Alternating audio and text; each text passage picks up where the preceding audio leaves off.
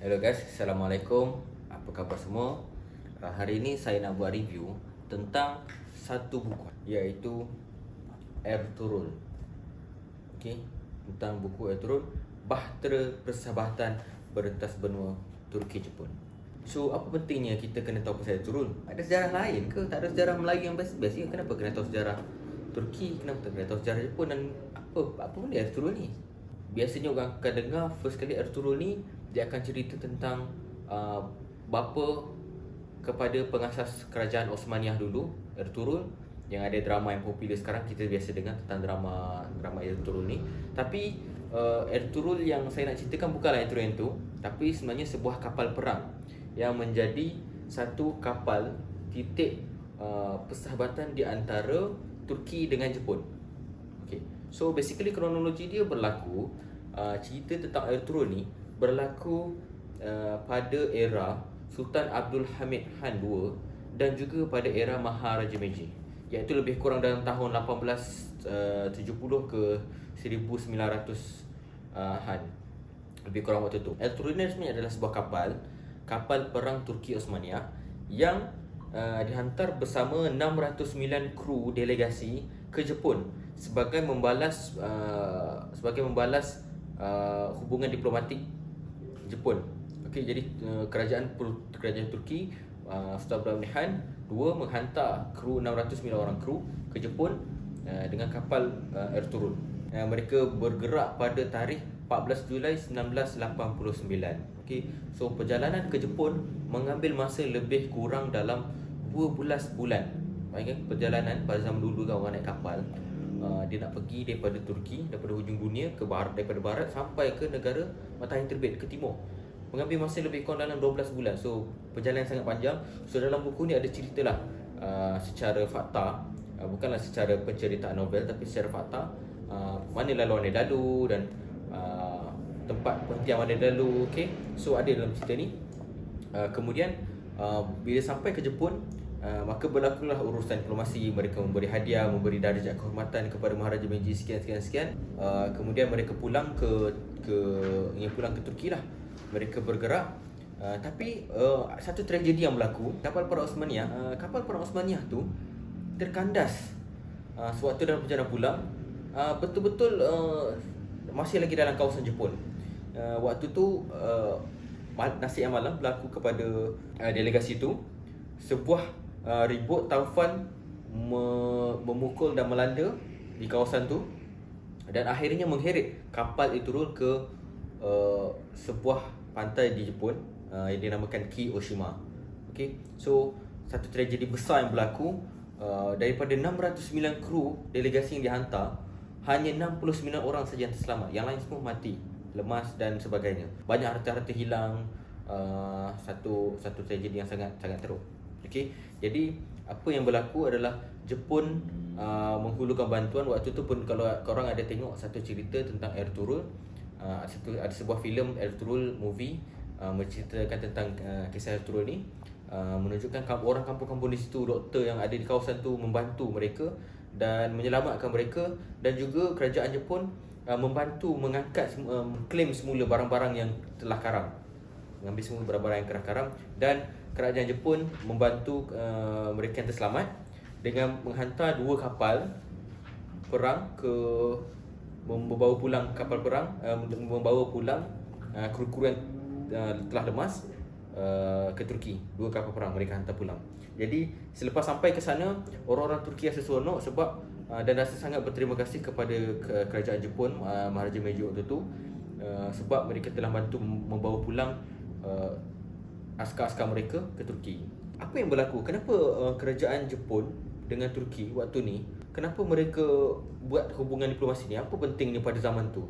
Okey, kalau korang nak tahu pada zaman tu, kita kena tahu kerajaan Jepun dan kerajaan Osmaniyah dulu merupakan sebuah kuasa besar dunia dulu.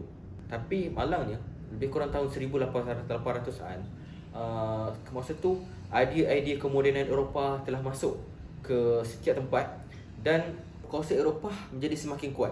Jadi kuasa Jepun dan Osmaniyah masa tu dah luntur, dah lemah. Jadi mereka perlukan kepada satu kekuatan. Sebab itulah mereka adakan hubungan hubungan politik dan diplomasi yang mereka lakukan bersama supaya mereka dapat membentuk satu kuasa yang kuat lah. So itu tujuan mereka sebenarnya. Hasil daripada kejadian Ertugrul ni, mereka hubungan antara kerajaan Jepun dan Osmaniah berlaku sangat panjang sehingga hari ini di Pulau Oshima tu ada satu muzium Turki dekat sana. Muzium yang memperingati tentang syahid askar-askar yang syahid di sana semasa pulang daripada Jepun, delegasi pulang selepas selesai hubungan diplomasi tu. Okey. So itu yang berlaku. Pernah waktu berlaku pada tahun 1985, sewaktu perang Iraq. Perang Iraq waktu tu, masa tu mula perang sedang oleh Saddam Hussein waktu tu. Masa tu dia mengumumkan perang dan dia kata mana-mana kapal terbang yang lalu waktu tu dia akan tembak semua kapal terbang yang lalu. So waktu tu semua rakyat-rakyat dekat orang luar negara, orang foreigner yang duduk di Iraq masa tu semua takut dan semua nak balik. Kerajaan Jepun ni masa tu tak berani nak hantar kapal terbang dia untuk menyelamatkan rakyat dia sendiri. Jadi waktu tu kerajaan Turki menghantar syarikat kapal terbang dia, kapal terbang penerbangan yang biasalah, yang bukan kapal terbang perang. So kapal terbang untuk menyelamatkan orang-orang Jepun ni. Mereka sanggup meresikokan diri mereka untuk menyelamatkan, kerana mereka mengenang jasa orang Jepun dulu menyelamatkan askar Osmaniah dulu.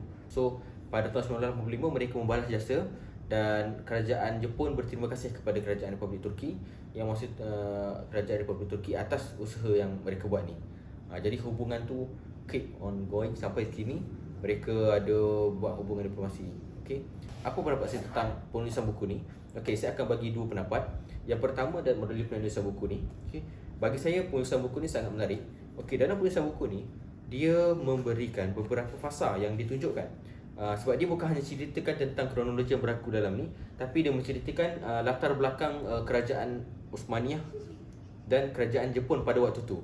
Jadi dia menceritakan apa relevannya waktu tu hubungan diplomasi ni dibuat. So dalam buku ni dia ceritakan apa relevannya, apa hasil daripada tragedi tu berlaku. So apa dia punya hikmah lah daripada tu kan. So dia ada cerita dalam buku ni, dan juga diceritakanlah fakta-fakta apa yang berlaku dari segi berita di sana. Okay, ada juga diceritakan masa tu selepas daripada kerajaan kapal tu karam. So ada berita-berita Eropah ni menyebarkan berita ni lah, seperti memburuk-burukkan kerajaan Osmaniah sebab kapal karam kan. So mesti orang akan ambil kesempatan dari segi politiknya, dari segi media. Okay. So kedua, apa pandangan saya tentang apa yang benda yang berlaku di yang pertama, waktu tu kerajaan Jepun dan Osmaniah masa tu bukanlah macam sekarang kita senang nak chat melalui Facebook ke. Maksudnya zaman tu orang nak, contoh antara pemimpin zaman timur dengan pemimpin barat nak jumpa boleh, contohnya boleh meeting chat je kan, contohnya Zoom ke, ataupun mereka boleh naikkan kapal terbang yang hanya mengambil masa dalam 2-3 jam ataupun 5-6 jam. So waktu tu prosesnya sangat mudah. Sekarang tak mudah, waktu dulu tak mudah, masa lebih kurang 1 tahun. Jadi usaha yang mereka buat untuk menjalin hubungan di sebuah kerajaan yang duduk sangat jauh antara timur dan barat merupakan satu yang sangat-sangat perlu kita perlu kagumi, sebab itu adalah satu usaha yang sangat hebat sebenarnya dibuat oleh kerajaan Jepun dan Osmaniah waktu tu. Sebab waktu tu mereka dulu tengah jatuh, jadi mengambil satu inisiatif membuat hubungan diplomasi penyatuan supaya kerajaan nak bentuk lebih hebat, lebih kukuh, dan masa tu nak mengadaptasikan pemodenan yang dilakukan oleh Eropah. So itu sangat dikagumi lah. Yang keduanya adalah sesuatu yang bagi saya, pendapat saya, memalukan satu peristiwa memalukan Osmaniah sendiri. Sebab kalau korang nak tahu, dalam buku ada menceritakan kapal Ertugrul ni diperbuat daripada kayu. So bagi saya waktu zaman tu ada je kapal-kapal yang sudah dibuat daripada besi. So sepatutnya Osmaniah sudah ada teknologi yang seperti itu. Saya tak tahulah, mungkin itu antara sebab waktu tu tak ada pemodenan, ataupun mungkin kerajaan Turki masa tu masih belum, waktu tu kerajaan Turki pun, kerajaan Osmaniah pun kuasanya lemah kan. Jadi menyebabkan mereka mungkin tak ada kapal sekuat tu. Jadi mereka hanya menghantar kapal kayu je. Saya agak terkejut lah pada waktu 1890-an. Sepatutnya mereka sudah hantar lah kapal yang lebih kuat untuk yelah, bukannya perjalanan dekat, perjalanan jauh. Jadi macam itulah. Dan hasil daripada itu macam saya sebut tadi, ada media-media mempropagandakan lah tentang kelemahan Osmaniah sendiri lah kan? Sebuah kapal karam. So bagi saya satu kisah yang malukan lah. Okay, bila kata memalukannya itu taklah saya bermaksudkan Osmaniyah ni sebuah kerajaan teruk, tapi mungkin zaman tu bukanlah zaman yang kuat, dan bagi saya dia memalukan kuasa militeri, kekuatan militeri Osmaniyah jugalah. Sebab hanya delegasi kapal je pun boleh karam.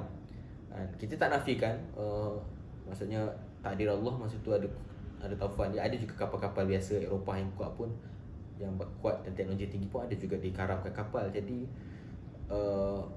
ini satu benda kita tak boleh elak, tapi secara pandangan kasar saya, dia adalah sebuah sesuatu yang bukan sesuatu yang membanggakan lah. Tapi hubungan yang paling kita banggakan adalah hubungan diplomasi yang berlaku pada waktu ni. Dan apa reaksi Jepun dan Osmaniyah waktu tu adalah mereka menghargai hubungan ni dengan sebaik-baiknya. Okey, jadi itu pandangan saya tentang buku ni, dan saya rasa korang kena baca sebab mungkin anda dah tahu kronologi, tapi buku ni lebih menceritakan lebih detail tentang fakta dan latar belakang kerajaan waktu tu. So menarik lah. Korang boleh dapat sejarah ringkas waktu zaman Maharaja Meiji pun ada kat sini. Korang boleh dapat sejarah ringkas waktu zaman Sultan Abdul Hamid pun waktu dekat sini. Ada juga diceritakan dari segi politik, taklah secara detail sebab tujuan utamanya adalah menceritakan Tiada Turun ni, tapi ada diceritakan tentang latar yang berkaitan dan yang perlulah asas-asas latar yang waktu belakang. Dan juga ada diceritakan lah tentang sinopsis lebih detail lah, maksudnya dari segi surat-surat yang ditulis oleh general-general mereka hantar kepada orang-orang kat sana. Yes, so boleh baca guys.